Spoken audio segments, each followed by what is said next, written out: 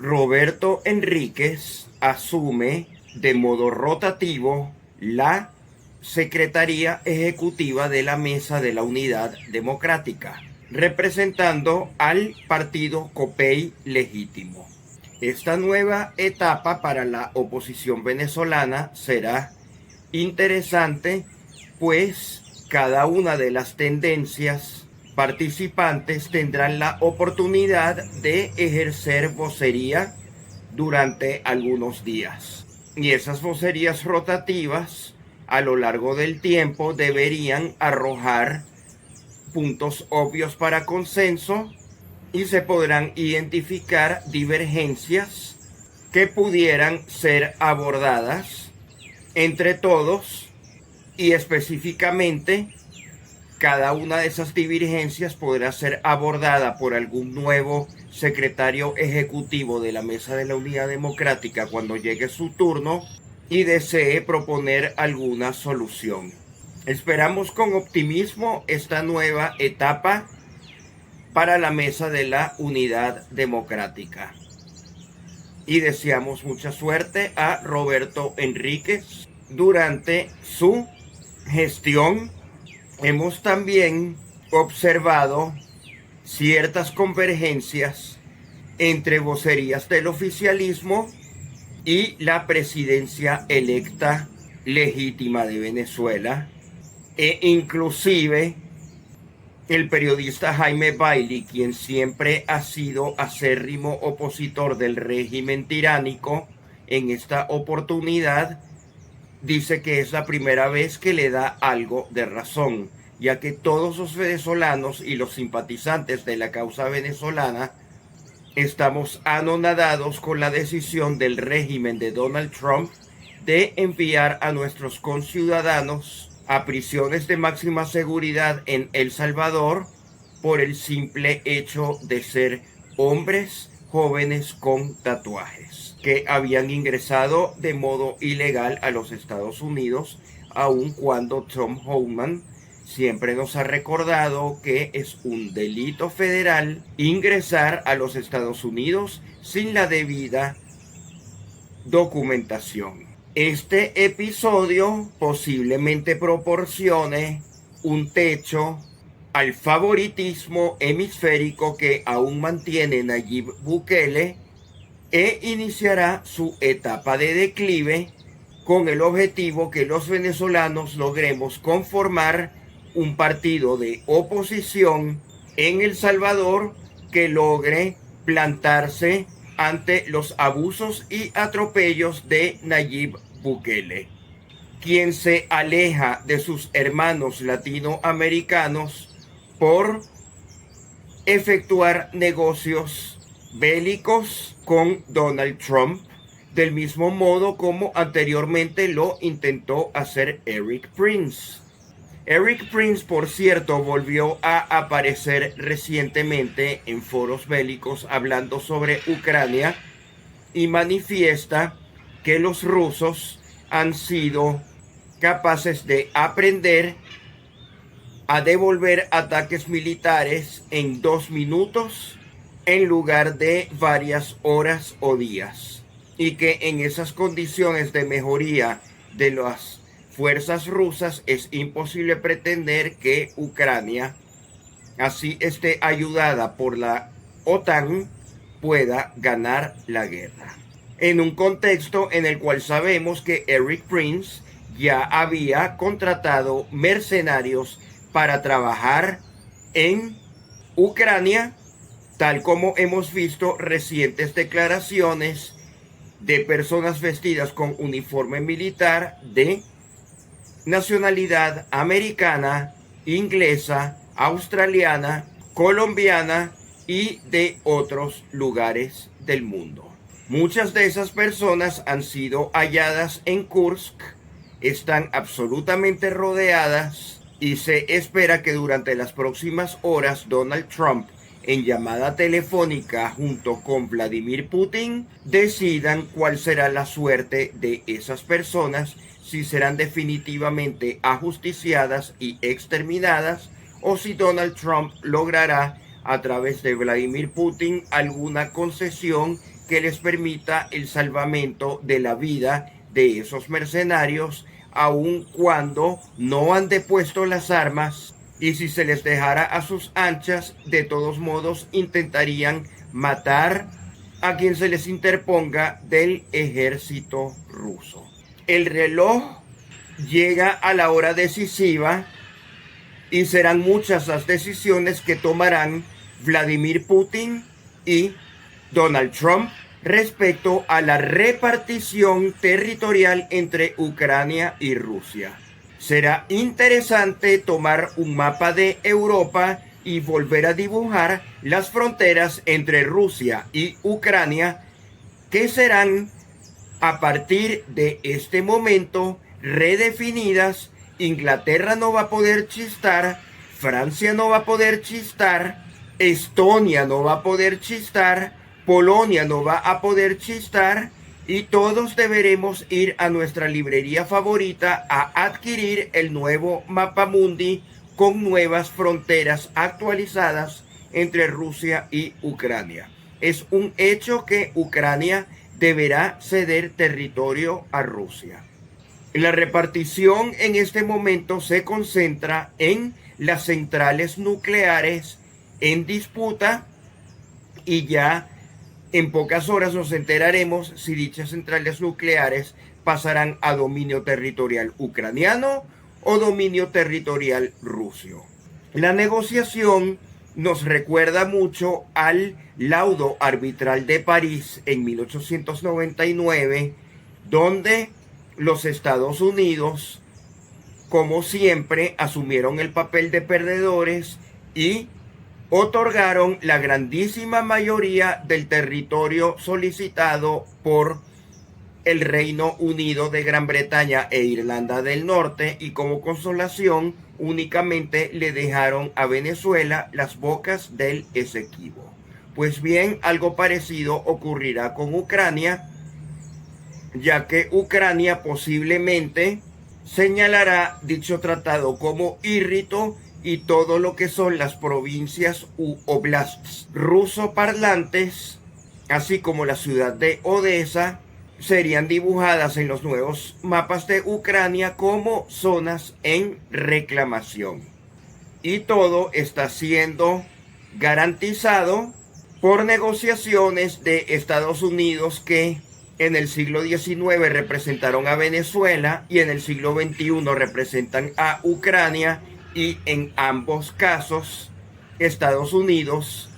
se limita a efectuar un papel de ceder graciosamente territorio ajeno a los intereses imperiales, en el primer caso de Gran Bretaña e Irlanda del Norte,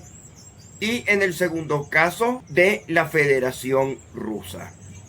ya que ambas potencias alegan que ya tenían o tienen el territorio de la Guayana Esequiba o del oriente de Ucrania bajo soberanía y dominio militar inglés o ruso, respectivamente. La similitud del laudo arbitral de París de 1899 con la repartición de tierras ucranianas que efectuarán Donald Trump y Vladimir Putin durante las próximas horas nos hace inferir que por la vía pacífica será imposible que Venezuela logre recuperar el territorio Esequibo, y que el único modo que volvamos a tener acceso a dicho territorio será a través de una incursión militar proporcionada por las Fuerzas Armadas venezolanas en territorio reconocido internacionalmente como guyanés, debido a la vigencia del laudo arbitral de París, que está siendo reclamada por Venezuela. Venezuela aún tiene a su favor que no hemos logrado delimitar las aguas territoriales entre Venezuela y Guyana, lo cual implica que si Venezuela no toma próximamente de modo militar las tierras del Esequibo, será necesario delimitar entonces las aguas territoriales a partir del punto trifinio Océano Atlántico Venezuela-Guyana, actualmente ubicado en Punta de Playa, o quizás más al oriente si Venezuela logra recuperar algún territorio, ya sea a través de la incursión armada o a través del diálogo con Irfan Ali. Irfan Ali, como sabemos, se asemeja a Volodymyr Zelensky y no desean dialogar ni con Venezuela ni con Rusia respectivamente. Sin embargo, ese estilo ya está siendo desechado por la comunidad internacional y podemos observar cómo en Europa los partidos que se dicen de extrema derecha son inclusive más cercanos al diálogo que los partidos que se dicen de centro, así tengan una fachada socialista o conservadora, pero que lo único que buscan es mantener a una élite corrupta y acostumbrada a la buena vida, a que tomen decisiones por los demás. Ese tipo de políticos tradicionales serán votados en contra en próximas elecciones europeas, como acaba de ocurrir en Rumania, y veremos si en otros países, a medida que se acerquen elecciones, les seguirán robando victorias. Recordemos cómo el cordón sanitario en Alemania se sigue imponiendo y la Alianza por Alemania, AfD, no logra posicionarse como partícipe del nuevo Bundestag, a pesar de haber sido la segunda fuerza más votada. La ilegitimidad en la forma como se generan resultados en elecciones en todo el mundo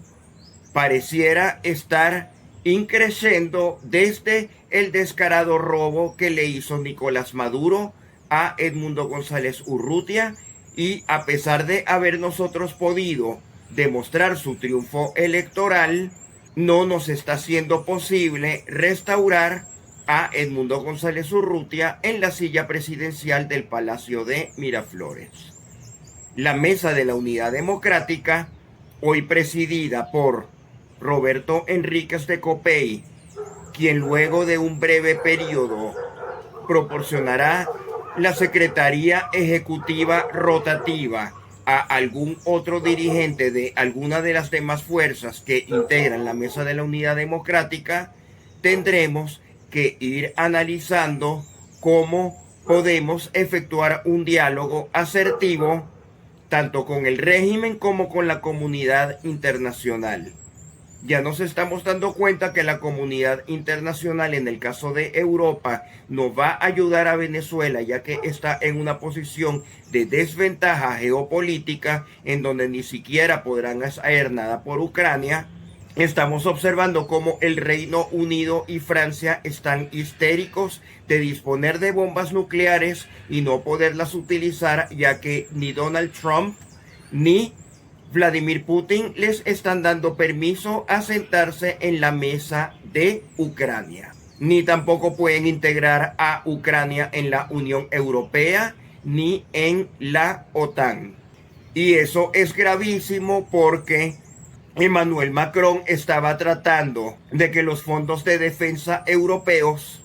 repartieran a los países fondos a ser destinados en compras armamentistas a Francia. Y ello quizás no ocurra, ya que la coalición de los dispuestos, en la cual únicamente parecieran estar el Reino Unido y Francia, los demás en principio dicen que van a ayudar, y cuando se les solicita aportar dinero en efectivo, nadie está dispuesto a pagar. Todos quieren ayudar a Ucrania, todos quieren apoyar a Ucrania, pero nadie quiere enviar tropas de su país, ni quiere enviar recursos monetarios de su país para despilfarrarlos en una guerra de Ucrania que en el fondo todos sabemos que está perdida desde hace mucho tiempo. De regreso al Caribe, es interesante observar cómo Venezuela debe tomar la oportunidad de afianzar lazos con demás países sancionados por los Estados Unidos, cuyos ciudadanos ya no podrán ingresar más a ese país. Por supuesto, están Cuba en la lista roja, Haití en la lista naranja y en la lista amarilla están Saint Kitts y Nevis, Antigua y Barbuda, Santa Lucía y Dominica. De modo que somos 7 países con aguas caribeñas que compartimos las sanciones y las arbitrariedades de los Estados Unidos, y será necesario que dialoguemos para una postura caribeña común. Por ello es tan importante que Venezuela y Guyana definamos nuestras fronteras terrestres y marítimas definitivas. Es necesario que nuestros presidentes en ejercicio, que en este momento son Nicolás Maduro e Irfan Ali, ya que Edmundo González Urrutia quizás pueda tardar algunos meses o años para poder llegar a ejercer el poder, pero sí es necesario cuanto antes efectuar un arreglo territorial definitivo y delimitar las aguas territoriales. Porque inclusive ya se hizo claro en la reciente conferencia de energía que el petróleo venezolano es útil para la estabilidad de precios internacionales, y lo cómodo sería que Venezuela haga las paces con la ExxonMobil y que tanto la ExxonMobil como la Chevron puedan invertir en el sector petrolero de Venezuela. Entendemos que existen unas sanciones de la OFAC mediante la licencia 41A que supuestamente obliga a la Chevron a abandonar territorio venezolano a más tardar el 3 de abril, pero sigue pasando el tiempo, Chevron no cierra, Chevron sigue operando y cada vez luce más obvio que ocurrirá un acuerdo de última hora entre Donald Trump y Nicolás Maduro, del mismo modo como se está acordando en este momento un acuerdo entre Donald Trump y Vladimir Putin. Recordemos que uno de los pasatiempos favoritos de Donald Trump es inventar acuerdos novedosos con los dictadores del mundo. Irán y Venezuela no serán la excepción. Ciertamente estamos viendo que en Irán y Yemen se comienza a ver mayor ímpetu belicista por parte de los Estados Unidos, lo cual es otra de las razones por las cuales hay tanto apuro por parte de los Estados Unidos de abandonar la guerra de Ucrania y resolver el conflicto del frente norte para ocuparse del frente central, que es la guerra del Medio Oriente. Los hutíes, como sabemos, son especialistas en impedir el tráfico de buques israelíes que llevan ayuda humanitaria a Gaza, y nunca sabemos si la ayuda humanitaria son armas o es ayuda humanitaria genuina. Posiblemente haya algo de ambas. Pero recordemos que Estados Unidos e Israel aún tienen esperanzas de poder efectuar el complejo hotelero de la Franja de Gaza Golf Club, aun cuando este proyecto está siendo rechazado por el resto de países del Medio Oriente, y pareciera haber consenso internacional al cual se suman China y Europa de que